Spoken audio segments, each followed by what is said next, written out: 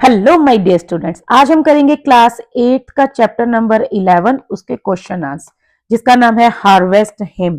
इससे पहले की जो वीडियोस हैं इस चैप्टर की एक्सप्लेनेशन और इसकी समरी और इसका जो है लेटेस्ट डिस्कस वाला पार्ट और एक लेटेस्ट थिंक एंड रिफ्लेक्ट का क्वेश्चन नंबर 1, ये 4 वीडियोस मैंने ऑलरेडी अपलोड कर दी हैं। आप मेरे चैनल पे जाके चारों वीडियोस देख सकते हो और अपने क्वेश्चन आंसर जो है वो रेडी कर सकते हो। तो चलिए स्टार्ट करते हैं आज की वीडियो, जिसमें हम करेंगे लेटेस्ट थिंक एंड रिफ्लेक्ट का क्वेश्चन नंबर 2। उसमें क्वेश्चन नंबर 1 है, why do the farmers hail the god of rain. मतलब क्वेश्चन में ये पूछ रहा है कि जो फार्मर्स हैं वो बारिश का भगवान, दैट इज गॉड वरुणा, जो है देवता वरुण देवता, उसका थैंक यू क्यों कर रहे हैं, उसकी जय जयकार क्यों कर रहे हैं। So the farmers hail the god of rain because rain is essential for the crops to grow. क्योंकि जो रेन है वो क्रॉप्स को ग्रो करने के लिए, फसलों को उगने के लिए काफी ज्यादा जरूरी होती है। And they are grateful to Varuna, और वो वरुणा को थैंक यू बोल रहे हैं for nourishing the fields with rain and dew, क्योंकि वो खेतों की केयर करता है, खेतों को बारिश और ड्यू देता है, जिसकी वजह से फसलें जो है वो ग्रो कर पाती हैं। उसके बाद है question number 2, what is being referred to as wealth of our valleys. ये जो टर्म है वेल्थ ऑफ आवर वैलीज, इसका मतलब क्या है और क्यों है। So the phrase wealth of our valleys ये किसको रिप्रेजेंट कर रहा है, ये अभी जो फसल आई है मार्केट में, मतलब जो फसलें उगकर तैयार हुई हैं फार्मर की, उसको रिप्रेजेंट कर रहा है। Refers to the freshly harvested crops. ठीक है, मतलब आपने सुना होगा जो किसान होता है वो अपनी फसल को ही कहता है ना, जैसे इस बार तो पूरा सोना उगा है, या इस बार तो बहुत अच्छी जो है फसल आई है ना, पैसा ही पैसा आने वाला है, तो वो फसल को ही वेल्थ बोला गया है। So wealth of our valleys refers to the freshly harvested crops, जो अभी ताजा ताजा फसल तैयार हुई है उसको बोल रहा है। Which represent the rich produce, और क्यों बोल रहा है, क्योंकि ये रिप्रेजेंट करती है रिच प्रोडक्शन को, गैदर्ड फ्रॉम द वैलीज, जो अभी आया है इकट्ठा हुआ है, मतलब सिंबलाइजिंग, और ये सिंबलाइज करता है प्रॉस्पेरिटी एंड अबंडेंस को। प्रॉस्पेरिटी मतलब इससे खुशहाली आएगी, खुशियां आएंगी घरों में, और अबंडेंस मतलब काफी ज्यादा जो है वो मतलब ग्रोथ होगी। ठीक है, सबके घर में पैसा आएगा, तो इसीलिए उसको वो वेल्थ ऑफ आवर वैलीज बोल रहा है। क्वेश्चन नंबर 3 है, state one reason why the women refer to the earth as a source of manifold gladness. मतलब एक रीजन बताना है कि जो औरतें हैं वो धरती को ऐसे क्यों कह रही हैं कि वो कई गुना खुशी देने वाली है। तो भाई धरती जो है वो हमारे लिए कितनी इंपॉर्टेंट है, इसीलिए बोल रही है। So the women refer to the earth as a source of manifold gladness because, क्यों बोल रही है, बिकॉज मदर अर्थ, क्योंकि जो मदर अर्थ है वो हमें देती है food, shelter, life, bringing joy, sustenance and well being to all. क्योंकि यही हमें खाना पानी है ना, जिंदगी देती है और हमें खुशियां देती है और हमारे सबकी मतलब खुशहाली के लिए जिम्मेवार है। क्योंकि अगर अर्थ ना होती तो हम घर कहाँ बनाते, फूड कहाँ लगाते, मतलब फसलें कहाँ उगाते। तो धरती है जो वो हमें हर तरह से खुशी देने वाली है। क्वेश्चन नंबर 4 है, why does everyone in the poem offer their labours for tribute. मतलब सभी जो लोग हैं वो अपनी मेहनत को ट्रिब्यूट क्यों दे रहे हैं, मतलब मेहनत को भी भगवान को समर्पित क्यों कर रहे हैं।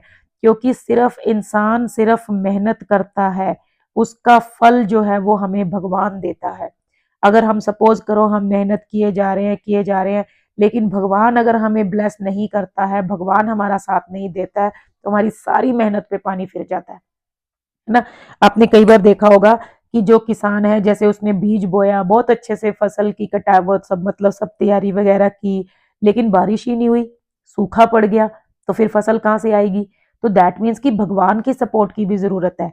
तो इसीलिए जो इंसान है ना वो अपनी मेहनत को भी भगवान को समर्पित कर रहा है कि भगवान मेरी मेहनत भी तेरे हवाले है, कि अगर तुम मुझे ब्लेस करोगे तभी वो कामयाब होगी। So everyone in the poem offer their labours for tribute to show gratitude. ठीक है, इससे भी वो ग्रेटिट्यूड शो कर रहे हैं टू द डिवाइन, भगवान के प्रति, for blessing there hard work with a successful harvest. क्योंकि भगवान ने उनको उनके हार्ड वर्क को, उनकी मेहनत को ब्लेस किया है और बदले में उन्हें एक सफल जो है फसल दी है, सफल फसल। ठीक है, मतलब एक पूरी बढ़िया फसल तैयार करके दी है, क्योंकि अगर भगवान साथ ना देता तो शायद ऐसा कुछ ना हो पाता। And it is dedicated, it is to dedicate, और ये डेडिकेट कर रहा है उनकी सेलिब्रेशन को, उनकी यूनिटी, उनकी रिचनेस ऑफ द एफर्ट्स को, भगवान को, और कौन से भगवान को? जो हार्वेस्ट सीजन को गवर्न करता है, उसको लीड करता है। मतलब इसमें वरुण भगवान भी आ गए, सूर्य देवता भी आ गए, ब्रह्मांड के देवता भी आ गए, है ना, लक्ष्मी मैया भी आ गई। तो ये कहने का मतलब है कि पूरे सभी भगवान को जो है ट्रिब्यूट दिया गया है, उनको ग्रेटफुलनेस शो की गई है, क्योंकि भगवान के बिना इंसान का कोई वजूद नहीं है। ठीक है, उसके बाद है question number 5, why has the poet presented the poem as voices of man, women and all voices. मतलब इसमें सिर्फ एक जेंडर की बात क्यों नहीं की गई, सिर्फ आदमियों की या सिर्फ औरतों की आवाज क्यों नहीं बोला गया, सबकी आवाज क्यों बोला है? क्योंकि भाई खाना पानी सबको चाहिए। ठीक है, ग्रेटफुलनेस जो है वो सबके मन में है, चाहे वो इंसान औरत हो चाहे वो आदमी हो। ठीक है, तो इसमें जेंडर का कोई रोल नहीं है, क्योंकि भूख सबको लगती है, खाना सबको चाहिए, प्रॉस्पेरिटी सबको चाहिए। Being a female, being a male, सभी को जो है ये चीज जरूरत है। So the poet has presented the poem as a voice of man, women and all voices to show that the entire community, ये शो करने के लिए कि भाई सारी कम्युनिटी रिगार्डलेस ऑफ जेंडर, जिसमें जेंडर का कोई रोल नहीं है, चाहे वो आदमी है चाहे औरत है, they comes together in unity, सभी एक साथ आए हैं, सभी अपना ग्रेटिट्यूड शो कर रहे हैं टू सेलिब्रेट द हार्वेस्ट, सभी खुश हैं क्योंकि फसल अच्छी हुई है, and praise nature and divinity, और सभी जो है वो भगवान को और नेचर को प्रेज कर रहे हैं। ठीक है, मतलब अगर किसान के घर में, एक मेल किसान के घर में अगर फसल आई है तो उस घर की औरतें भी खुश हैं, बच्चे भी खुश हैं। ये नहीं कि सिर्फ किसान अकेला, एक जो मतलब आदमी है सिर्फ वही खुश है, औरतों को कोई खुशी नहीं है, तो सभी मिलकर थैंक यू कर रहे हैं। ठीक है, तो इसमें कोई जेंडर का रोल नहीं है। उसके बाद है question number 6, how does the poet create the joyous atmosphere of rural India at harvesting time. जो उसने खुशी भरा जो माहौल है पोएट ने, वो कैसे क्रिएट किया है? तो आपको पता ही है, पोएम के अंदर म्यूजिकल इंस्ट्रूमेंट्स बजाए जा रहे हैं, जय जयकार की जा रही है, ट्रिब्यूट दिया जा रहा है। तो ये सारे जो सीन क्रिएट किए गए हैं और सारा इसमें जो साउंड्स दिए गए हैं, वो सब एक खुशी भरा माहौल ही प्रेजेंट कर रहे हैं। The poet creates the joyous atmosphere of rural India at harvesting time by using vivid imagery. मतलब हमारे सामने एक पिक्चर क्रिएट की गई है कि लोग खुश हैं, नाच रहे हैं, गा रहे हैं, ट्रिब्यूट दे रहे हैं। Musical instruments like cymbals, flutes and drums, इनका यूज किया गया। And words of praise, we hail thee, we praise thee, हम जय जयकार करते हैं, हम आपकी प्रशंसा करते हैं, ऐसे ऐसे वर्ड्स यूज किए गए हैं। And thanks, reflecting the villagers happiness, जिससे लोगों की खुशी और थैंकफुलनेस शो हो रही है टुगेदर। और ये जो साइट्स हैं, ये जो साउंड्स हैं, ये मिलकर make the harvest season feel cheerful, harvest season को और ज्यादा खुशी भरा बना रहे हैं, वाइब्रेंट बना रहे हैं, एंड फुल ऑफ सेलिब्रेशन बना रहे हैं। इस तरह से पोएट ने एक खुशी का जो माहौल है वो क्रिएट किया है। लास्ट क्वेश्चन है, why is this poem presented as a hymn. इस पोएम को एक भजन की तरह प्रेजेंट क्यों किया गया है, प्रेज सॉन्ग की तरह।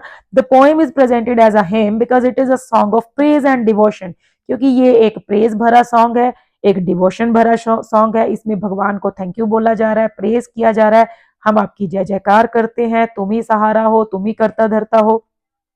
Expressing spiritual gratitude towards nature, इसमें नेचर का भी थैंक यू किया गया है, धरती माँ को भी थैंक यू बोला गया है, सूर्य भगवान को भी, and the divine for the blessings of the harvest.